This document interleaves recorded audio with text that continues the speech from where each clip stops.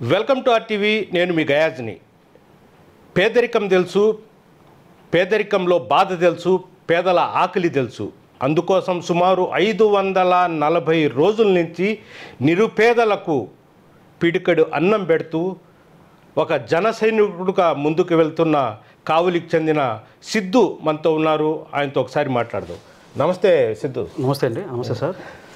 చెప్పండి, అసలు మీరు ఈ సుమారు 540 రోజుల నుంచి నిరుపేదలకు గవర్నమెంట్ హాస్పిటల్లో అన్నం పెడతా ఉచితంగా ఇచ్చేయడం అంటే అసలు మీ ఆశయం ఏంటి? ఆశయం అంటే ఇప్పుడు ఒకటి సార్, నేను మొదటి నుంచి కూడా ఒక పేదరికం తెలిసినటువంటి వ్యక్తిని. ఏ పేదవాడు కూడా ఆకలితో ఉండకూడదు. ఎంతమంది కూడా ఈరోజు మనం ఎంత డబ్బులు ఇచ్చినా కూడా అవి చాలు అని చెప్పరు. కానీ మనం కడుపునిండా భోజనం పెడితే వాళ్ళందరూ కూడా ఎంతో సంతోషపడతారు. వాడు ఆకలి తీరుతుంది. ఈ యొక్క ఆలోచనతో ఎవరు ఆకలితో ఇబ్బంది పడకూడదని ఒక ఆలోచనతో డొక్కా సీతమ్మ గారిని తీసుకొని కావలిపట్నంలో మా పవన్ కళ్యాణ్ గారిని మొదటి నుంచి కూడా మేము ఆశయంగా తీసుకుంటాం. అతని ఆశయాలని స్ఫూర్తిగా తీసుకుంటాం.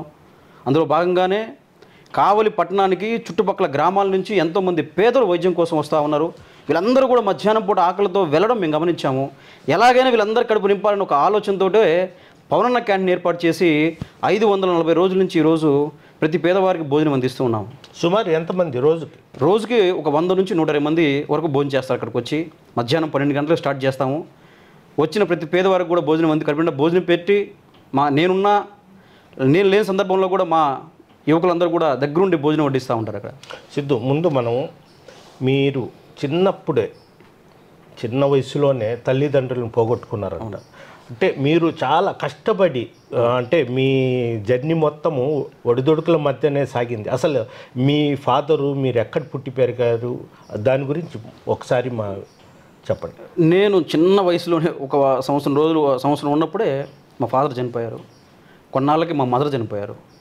ఇక్కడ కావలి గవర్నమెంట్ హాస్పిటల్లోనే పుట్టాను. చుట్టుపక్కల ప్రాంతాల్లోనే హాస్టల్స్లోనే మనం విద్యను కొనసాగించాం. అయితే మొదటి నుంచి కూడా పేదవారికి ఏదో ఒకటి చేయాలి, వాళ్ళకి ఏదో ఒకటి మనం సపోర్ట్గా నిలబడాలి, ఏ పేదవారు కూడా ఆకలితో ఇబ్బంది పడకూడదు, లేకుంటే తాత్కాలికంగా అవసరాల కోసం ఇబ్బంది పడకూడదు అని ఒక దృఢమైన సంకల్పంతో మొదటి నుంచి ఉండేవాడిని. కానీ అప్పుడు నాకు నా దగ్గర సరిపడేటువంటి ఆర్థికంగా అంత గట్టి వాడిని కాదు కాబట్టి, ఆర్థిక స్తోమత లేదు కాబట్టి నేను అప్పుడు సహాయం చేయలేకపోయాను. కానీ దృఢమైన సంకల్పం మాత్రం చాలా బలంగా ఉండేది. పేదవారికి మనం సపోర్ట్ చేయాలి, సహాయం చేయాలని. ఇప్పుడు ఈ అన్నదాన కార్యక్రమం అనేది కూడా ఖర్చుతో కూడిన పని. అవును సార్. అంటే మీరు సుమారు 1.5 సంవత్సరం పైనుంచే నడుపుతున్నారు. మీరు ఎలా చేస్తున్నారు? ఒకటే సార్, నేను 2022 ఏప్రిల్ జూన్ 21వ తేదీ కార్యక్రమాన్ని స్టార్ట్ చేశాను. అయితే మొదట అనుకున్నప్పుడు ఏంటంటే చాలామంది కూడా ఈ కార్యక్రమాన్ని ప్రారంభిస్తున్నప్పుడు నా స్నేహితులను కానీ పెద్దలను కానీ నేను సలహా తీసుకున్నాను. ఇలా నేను భోజనం పెట్టాలనుకుంటున్నాను, మరి నా ఆర్థిక పరిస్థితులు మరీ అంత బలంగా లేవు కదా, ఎలా చేయాలనే ఆలోచనతో నా స్నేహితులందరూ కూడా సలహా ఇచ్చింది ఏంటంటే వారానికి ఒకరోజు ఈ కార్యక్రమాన్ని పెట్టి మధ్యలో ఆపేయమని చెప్పారు. ఎందుకంటే ఇది మనం చేయలేము, కొనసాగించలేమని చెప్పారు. కానీ వారానికి ఒకరోజు పెట్టడం కాదు, ఒకరోజు పెట్టడం ప్రతిరోజు మనం భోజనం పెట్టాలి పేదవారికి అని నాకు వచ్చేటటువంటి ఇన్కమ్, నాకు ఫర్ మంత్ కొంత ఇన్కమ్ వస్తుంది. నా రెంట్లు అయితేనేమి, నా రెస్టారెంట్లు అయితేనేమి, లేకపోతే నా పీజీ ఉన్న పీజీ అయితేనేమి, ఏదైనా కూడా నాకు వచ్చే రెంట్స్ ద్వారాను, నాకు వచ్చే ఆర్థిక వనరుల ద్వారా వీటన్ని సమకూర్చుకొని నా స్నేహితుల ద్వారా కొంత ఏర్పాటు చేసుకొని ఈరోజు 540 రోజుల నుంచి పేదవారికి మనం ఉచితంగా భోజనం పెడతా ఉన్నాం. అంటే మీరు పవన్ కళ్యాణ్ ఎందుకు జనసేనలోనే అటు వెళ్ళాల్సిన అవసరం ఏంటి? మన రాష్ట్రంలో దశాబ్ద కాలాలుగా చూస్తూ ఉన్నాం. ఈ రాష్ట్రంలో 2 కుటుంబాలు ఈరోజు ఈ రాష్ట్రాన్ని పాలిస్తూ ఉన్నాయి. అది ఉమ్మడి రాష్ట్రమైనా, ఈరోజు రాష్ట్రం విభజించిన తర్వాతైనా కూడా మన ఆంధ్ర రాష్ట్రాన్ని పాలించేది 2 కుటుంబాలే. మనం ఉంటే ఆ 2 కుటుంబాలకు సంబంధించిన పార్టీల్లోనే మనం ఉండాలి, ఆ పార్టీ జెండాలే మోయాలి. కానీ ఒక సామాన్యుడు కూడా రాజకీయాలు చేయొచ్చు. సామాన్య యువకులు కూడా నేను ఒక రాజకీయ నాయకుడిగా నేను తీర్చిదిద్దుతాను ఒక ఆలోచనతో పవన్ కళ్యాణ్ గారు జనసేన పార్టీ స్థాపించినప్పుడు మేమందరం కూడా పవన్ కళ్యాణ్ గారి అభిమానులమే. మాకు ఒక నాయకత్వాన్ని అలవాటు చేస్తానని అని ఒక జనసేన పార్టీని పవన్ కళ్యాణ్ గారు స్థాపించినప్పుడు చాలా సంతోషంగా, పార్టీ సిద్ధాంతాలు అయితేనేమి, యువతకు కూడా ఒక 70% రాజకీయాల్లో యువతకు అవకాశం ఇస్తా అని చెప్పారు. బడుగు బలహీన వర్గాలు యువకులందరూ కూడా రాజకీయాలు చేయాలంటే జనసేన పార్టీతోనే సాధ్యమని నమ్మి మేము జనసేన పార్టీలో గత 10 సంవత్సరాల నుంచి ఈరోజు జెండా పట్టుకొని కావలి నియోజకవర్గంలో తిరుగుతూ ఉన్నాను. అవును, ఇప్పుడు జనసేనలో కూడా ఇప్పుడు ఎదిగే వాళ్ళని కూడా కొంతమంది తొక్కేస్తున్నారు, మీలాంటి వాళ్ళని కూడా అణచివేయాలనే ప్రయత్నం చేస్తున్నారంటారు. ఎంతవరకు కరెక్ట్ అంటారు?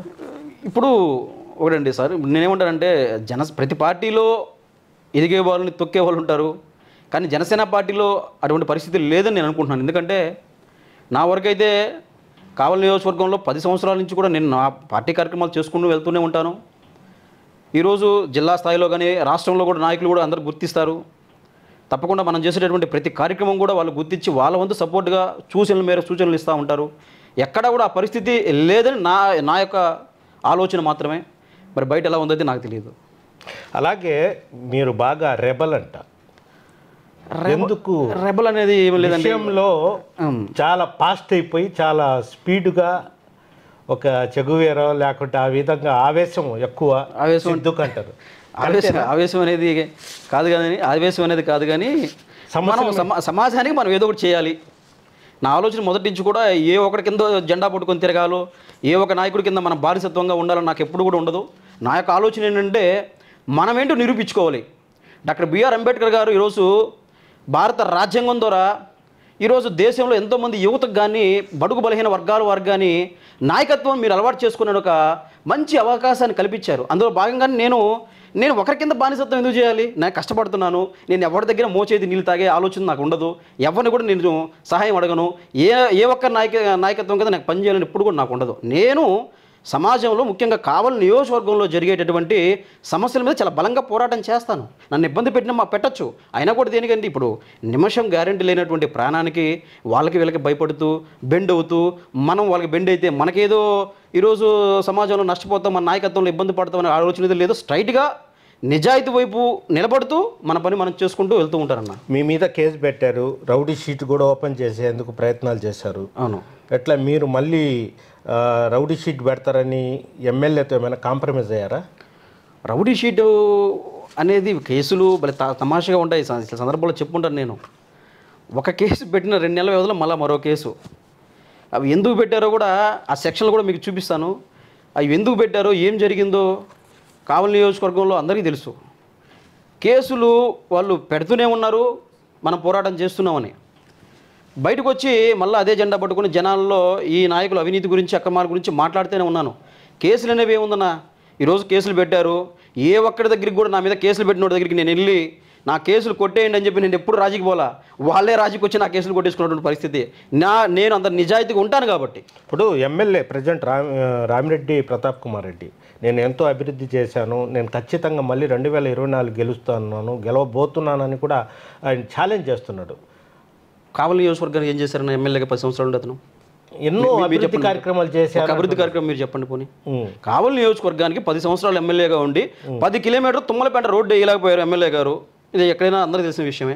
10 కిలోమీటర్ల తుమ్మలపేట రోడ్డు 10 సంవత్సరాలుగా ఎమ్మెల్యేగా కావలి నియోజకవర్గానికి ప్రతాప్ కుమార్ రెడ్డి గారు ఎమ్మెల్యేగా ఉన్నారు. మరి ఎందుకు ఆ రోడ్డు వేయలేకపోయారు? వైకుంఠపురం బ్రిడ్జ్ చూడండి, 10 అడుగులు వేస్తే ఈరోజు పట్టణానికి వచ్చే వైకుంఠపురం వాసులందరూ కూడా ఈరోజు 3 కిలోమీటర్ల చుట్టూ తిరుక్కొని రావాలన్న పరిస్థితి. ఆ బ్రిడ్జి ఈరోజు 4 శిలాపలకాలు వేసి ఈరోజు అలాగే వదిలేశారు. మీరు చూసుకోండి, మినీ స్టేడియం ఈరోజు ఎంతోమంది యువతకైతే క్రీడాపరంగా ఈరోజు కావాలని ఎంతమంది గొప్ప గొప్ప క్రీడాకారులు ఉన్నారు, వీళ్ళందరికీ కూడా మంచి అవకాశం ఈరోజు మినీ స్టేడియం అలాగే వదిలేశారు. 4 సంవత్సరాల నుంచి ఆ కావలి నుంచి ముసునూరు నుంచి కావలి పట్టణానికి వచ్చేటటువంటి ట్రంక్ రోడ్డు ఆధునీకరణ అని చెప్పి 4 సంవత్సరాల నుంచి వర్కులు చేస్తూనే ఉన్నారు. ఈ రోజు కూడా ఎమ్మెల్యే గారి ఇంటి ముందు ఆ రోడ్డు కూడా వేసుకునే పరిస్థితి లేదన్న. మరి అభివృద్ధి పనులు అంటున్నారు, ఏం అభివృద్ధి చేశారు? ఇప్పుడు అంటే జనసేన కావచ్చు, అదేవిధంగా టీడీపీ కావచ్చు, ఆయన ఒక కేజీఎఫ్గా మార్చేశాడు. ఇదని నేను కాదు లబోదిబో, అది నాకు అసలు సంబంధం లేదు, అది తెలుగుదేశం పార్టీ హయాంలో జరిగిందని అతను చెప్తాడు. దాన్ని మీరేమంటారు? ఖచ్చితంగా ఇప్పుడు తెలుగుదేశం పార్టీ హయాంలో జరిగింది అని అంటున్నారు. ఇప్పుడుండే గవర్నమెంట్ ఎవరిదన్నా? ఇప్పుడుండే గవర్నమెంట్ వైసీపీ కదా. మరి వాళ్ళ మీద తెలుగుదేశం ఇక్కడ అవినీతి అక్రమాలు చేస్తుంటే వాళ్ళ మీద కేసులు వేసి మరి వాళ్ళ మీద యాక్షన్ తీసుకోవచ్చు కదా. అధికారంలో ఉండేది ఈరోజు వాళ్ళే కదా. ఈరోజు గుమ్మడికాయ దొంగలు ఉంటే భుజాలు దొడుకునే పరిస్థితిలో ఉన్నారు అందరూ. మేము మీ అవినీతి గురించి మాట్లాడుతుంటే పక్క పార్టీల గురించి వాళ్ళు అవినీతి చేశారంటే ఈరోజు మీరు అవినీతి చేశారు, వాళ్ళు అవినీతి చేశారు. నేను ఒకటే అడుగుతున్నా స్ట్రైట్గా ఈ సందర్భంగా ఆర్టీవీ న్యూస్ ఛానల్ అడుగుతా ఉన్నాను నేను.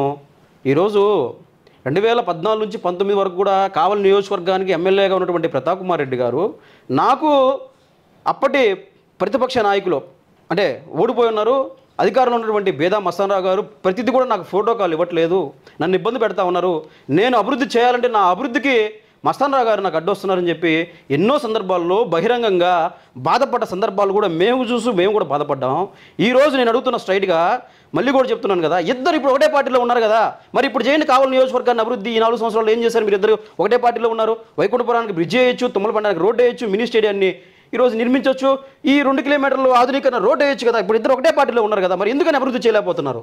సరే, మీరు మాత్రం రామిరెడ్డి ప్రతాప్ కుమార్ రెడ్డి బాగా అవినీతి పరుడు, మొత్తం దోసేస్తున్నాడు అంటున్నారు. మీరు చెప్పండి ఎగ్జాంపుల్, ఎక్కడ దోచాడు? కావలి నియోజకవర్గంలో ఉన్నటువంటి కొండల మొత్తానికి గుండు కొట్టారన్న.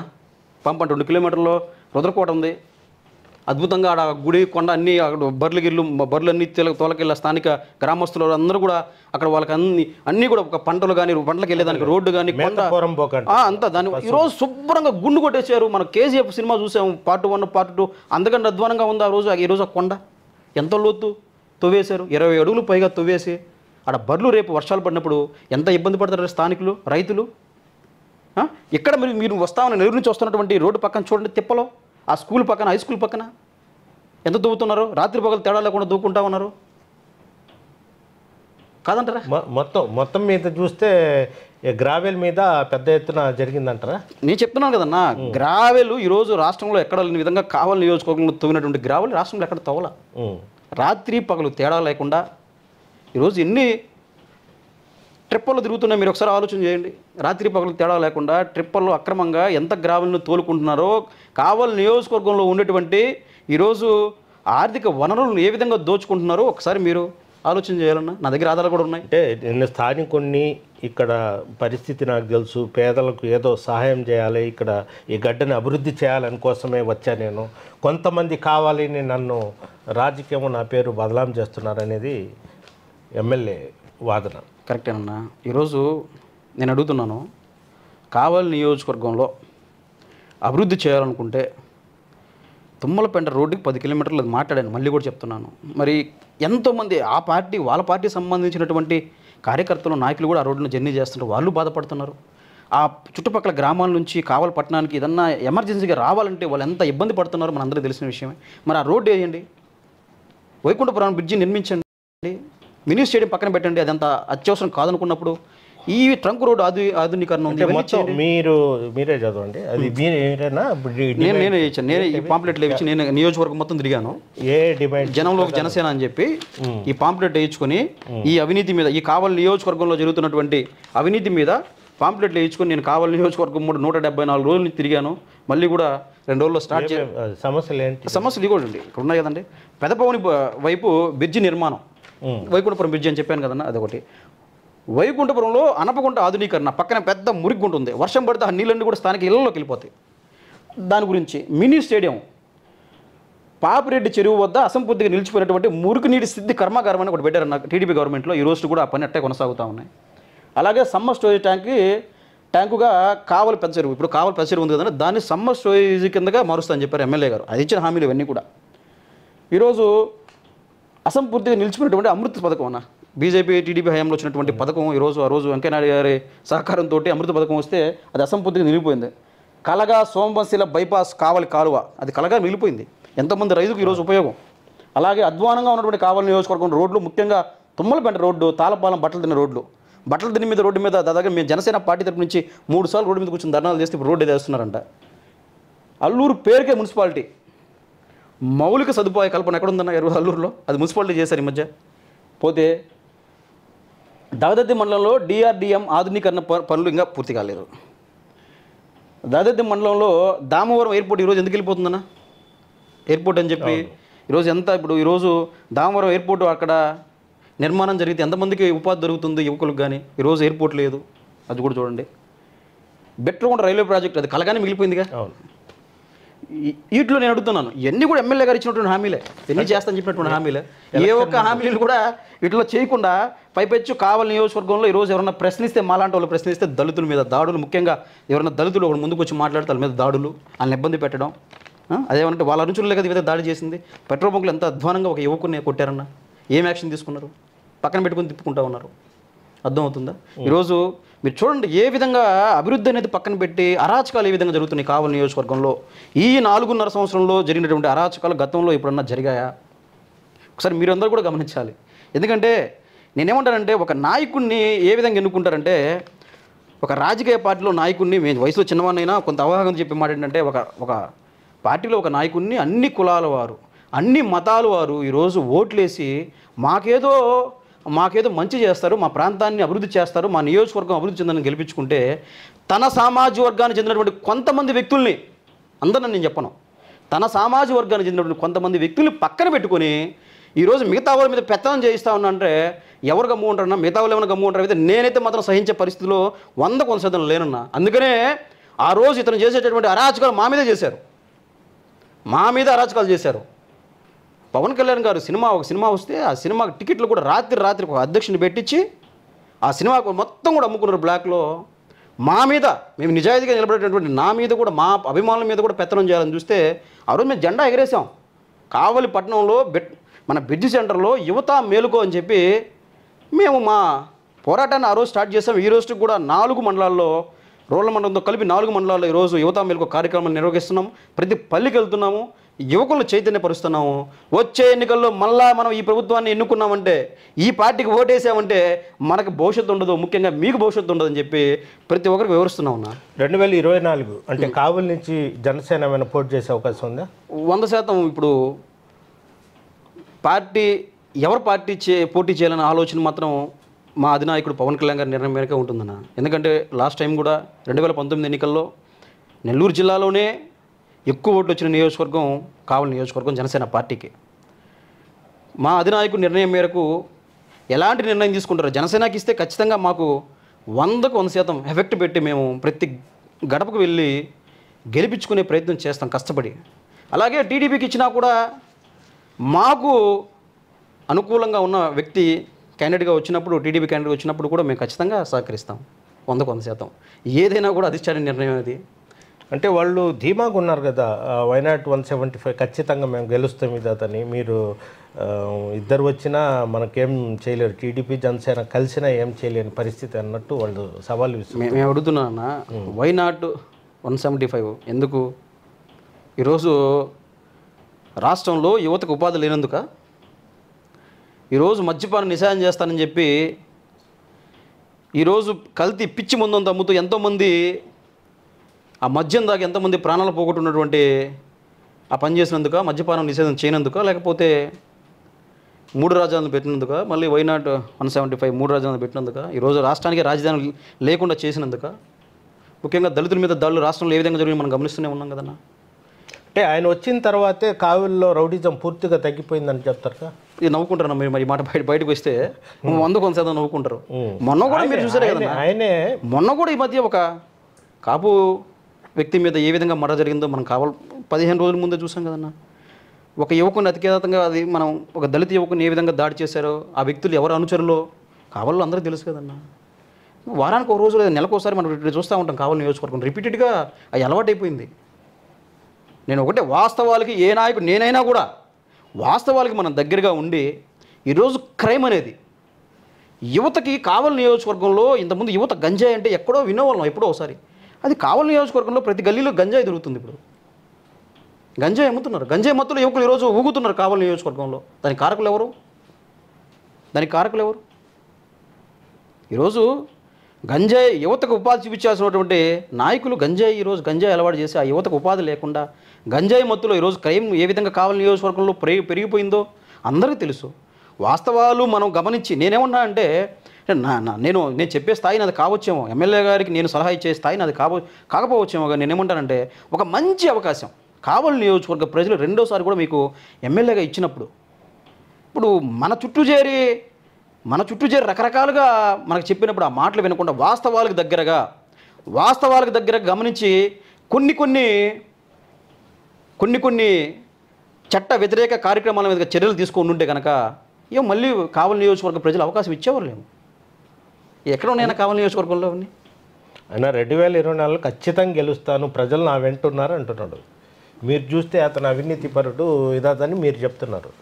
ఇప్పుడు ఒకటన్నా వాళ్ళకి ఉండేది అధికార బలం ఉంది, పైపెచ్చి ఆర్థిక బలం విపరీతంగా ఉంది.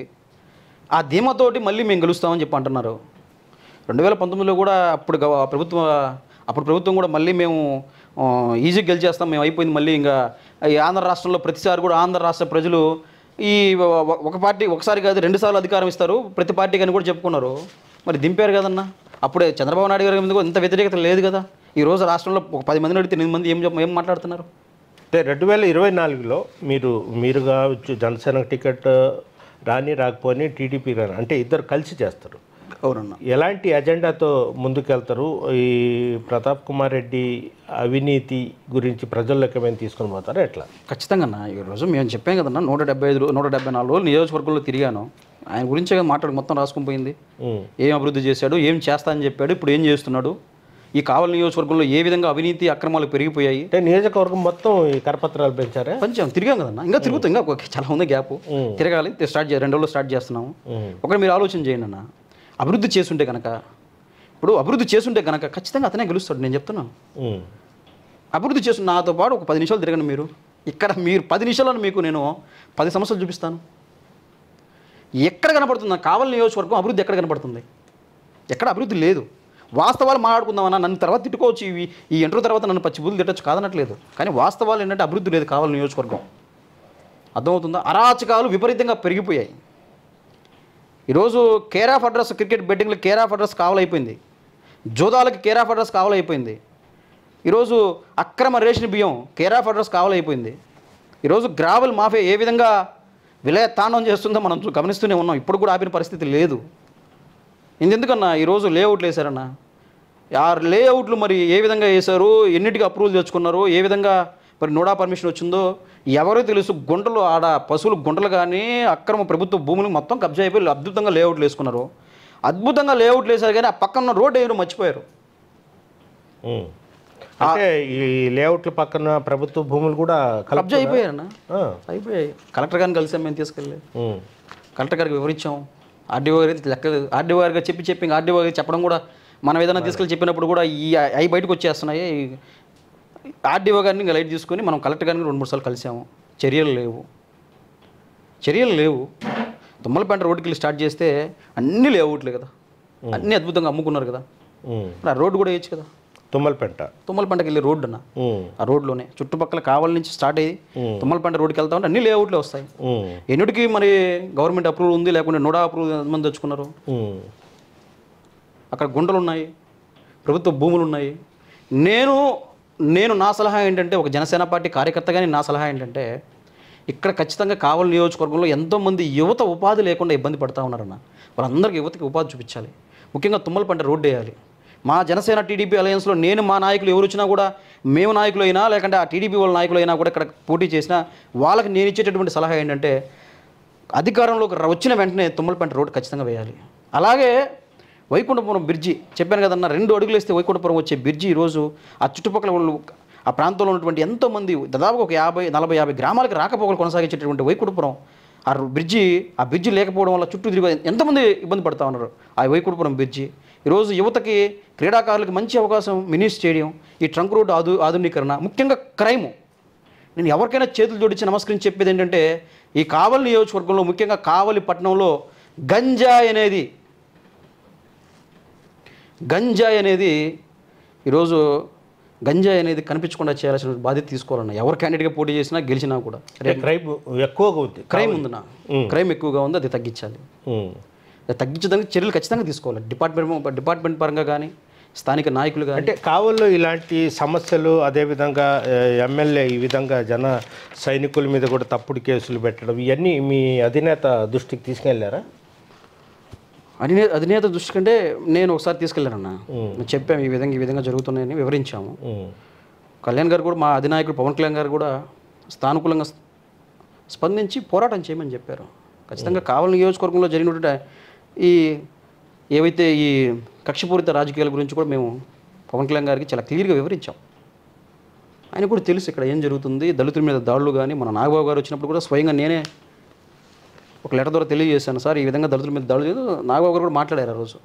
కావలి నియోజకవర్గంలో విపరీతంగా దళితుల మీద దాడులు జరుగుతూ ఉన్నాయి, ఒక కుర్ర అనేది విపరీతంగా కొట్టారు ఒక పెట్రోల్ బంకులు అని చెప్పి కూడా నాగబాబు గారు కూడా మాట్లాడారు ఆ రోజు. తెలుసు అన్న వాళ్ళకి.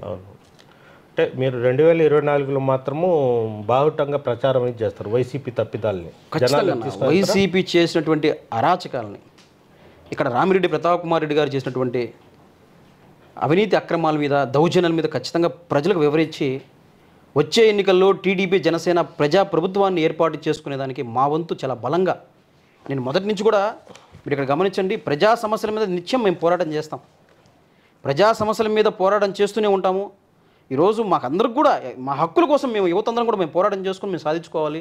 అది ఈ ప్రభుత్వంలో జరిగే పరిస్థితి లేదు. ఖచ్చితంగా ఈరోజు వైసీపీ ప్రభుత్వం దిగిపోయిన వెంటనే ఈరోజు బడుగు బలహీన వర్గాల వారికి, ముఖ్యంగా యువకులకి ఉపాధి దొరుకుతుంది, ఒక స్వేచ్ఛ దొరుకుతుందని నా యొక్క సొంత అభిప్రాయం అన్న. సిద్ధు గారు, అసలు మీకు ప్రతాప్ కుమార్ రెడ్డి ఎమ్మెల్యే ప్రతాప్ కుమార్ రెడ్డి మధ్య గ్యాప్ ఏంటి? అసలు ఏం జరిగింది మీ మధ్యన? అన్న నేను ఒకటే, ఇప్పుడు ప్రతాప్ కుమార్ రెడ్డి గారు అతను ఎమ్మెల్యే, గౌరవనీయులు ఎమ్మెల్యే గారు. మాకు వ్యక్తిగతంగా ఎమ్మెల్యే గారి మీద ఏముంటుందన్న? 2019 ఎన్నికల్లో అతను ఏవైతే హామీలు ఇచ్చారో అవన్నీ చేయకపోగా ఈ దాడులు, అవినీతి అక్రమాలు ఎక్కువైపోయి వాటి మీద మా పోరాటం. రేపు ఏ నాయకుడు వచ్చినా ఇక్కడ అదే పరిస్థితి, అవినీతి అక్రమాలు చేస్తే ఖచ్చితంగా మనం ప్రశ్నిస్తాము, మనం బలంగా ఎదుర్కొంటాం, నిలబడతాం. ఒక వ్యక్తి మీద మాకు కక్ష కానీ, లేకుంటే ఒక వ్యక్తి మీద మాకు శత్రుత్వం ఎప్పుడూ ఉండదు. ప్రతాప్ కుమార్ రెడ్డి గారు మాకేం శత్రువు కాదు, మాకేం వ్యక్తిగత గొడవలు లేవు. ప్రతాప్ కుమార్ రెడ్డి మీద మాకు ఏదో అతని వ్యక్తిగత జీవితం గురించో లేకుంటే ఇంకేదైనా పర్సనల్ మాటలను ఆలోచన మాకు ఎప్పుడు ఉండదు. ఈ రోజు కూడా మీరు చూడండి, నేను ఎప్పుడు ప్రశ్నించినా కూడా సిద్ధాంతపరంగానే నేను ప్రశ్నిస్తాను, సిద్ధాంతపరంగానే నేను పోరాటం చేస్తాను తప్పితే ఏ రోజు కూడా నేను వ్యక్తిగతంగా మాట్లాడను, వ్యక్తిగతంగా ఎవరిని కూడా నేను విమర్శను. ఏ నాయకుడైనా కూడా మీకు కావాలని నియోజకవర్గ ప్రజలు ఒక అవకాశం కల్పించారు అభివృద్ధి చేయమని, ఒక మంచి అవకాశం. ఈరోజు మీకు నెల్లూరు జిల్లాలోనే ముఖ్యమంత్రి గారితో మీకున్నటువంటి సన్నిహితం ఈరోజు నెల్లూరు జిల్లాలోనే ఎవరికి లేనటువంటి పరిస్థితి. కావలి నియోజకవర్గానికి ఎంత అభివృద్ధి చేయొచ్చు? ఈరోజు కావలి నియోజకవర్గంలో ఏమి అభివృద్ధి చెందింది? మీరు ఇచ్చినటువంటి ఏవైతే హామీలు ఉన్నాయో వాటి మీదే కదా మేము జనాలు తిరిగి పోరాటం చేస్తుంది. వాటిని అమలు చేయండి ఎమ్మెల్యే గారని కదా మేము పోరాటం చేస్తుంది. అంతేగాని వ్యక్తిగతంగా ఎలాంటి మాకు శత్రుత్వం లేదని కూడా ఈ సందర్భంగా తెలియజేసుకుంటా ఉన్నాను. టోటల్ మీద ప్రజా సమస్యల మీదే పోరాటం చేశారు, మీకు ఆయనకు వ్యక్తిగత కక్షలు లేవంటారు? వ్యక్తిగత కక్షలు ఎప్పుడు కూడా లేవు. నేను కూడా కొన్ని సందర్భాల్లో నేను ఇప్పుడైతే విషయం నేనైతే చేయట్లేదు, కానీ గతంలో నేను కూడా విష్ చేసేవాడిని. సందర్భం వచ్చినప్పుడు సానుకూలంగా ఉండేవాళ్ళము. నేను కూడా కొన్ని జరిగినప్పుడు ఒకటి 2 సందర్భాలు చెప్పాను, ఇక్కడ మీరు ఖండించాలి, ఖచ్చితంగా మీరు యాక్షన్ తీసుకోవాలని కూడా నేను చెప్పాను. యాక్షన్ ఏమి ఉండవు. వాళ్ళ అనుచరులే ఒకసారి కావలి నియోజకవర్గంలో అరాచకాలు సృష్టించినప్పుడు నేను స్వయంగా చెప్పాను, ఇక్కడ ఇలా జరగకూడదన్నా జరుగుతుంది, ఒకసారి చూడడానికి కూడా చెప్పాను. ఎటువంటి యాక్షన్ ఉండదు. అయితే ఒకటి, ఏ నాయకుడైనా ప్రజల పక్షాన్ని నిలబడి ప్రజల సమస్యల మీద ప్రజల సమస్యలు తీర్చినప్పుడు ఖచ్చితంగా ప్రజలు తిరగబడతారు, ఆ నాయకుడు వ్యతిరేకంగా నిలబడతారని నా ఆలోచన, నా సిద్ధాంతం. ఓకే, ఇది పరిస్థితి. 2024 ఎన్నికల్లో తెలుగుదేశం పార్టీ జనసేన కలిసి పోటీ చేస్తున్నారు. ఖచ్చితంగా రాష్ట్రంలో మళ్ళీ జనసేన తెలుగుదేశం పార్టీ అధికారంలోకి వస్తుంది. అదేవిధంగా రేపు 2024 కావలిలో ఎమ్మెల్యే ప్రతాప్ కుమార్ రెడ్డి చేసిన తప్పిదాలు, అక్రమాలు, అవినీతిని కూడా ప్రజల్లోకి తీసుకుని వెళ్తామని కూడా సిద్ధు చెప్తున్నారు. వీడియో తెలిసి ప్రదీప్తో గయాజ్, RTV నెల్లూరు నుంచి. మరిన్ని వీడియోస్ కోసం ఛానల్ ని సబ్స్క్రైబ్ చేయండి, లేటెస్ట్ అప్డేట్స్ కోసం వాట్సాప్ ఛానల్ ని ఫాలో చేయండి, అండ్ లింక్ డిస్క్రిప్షన్ లో ఉంది.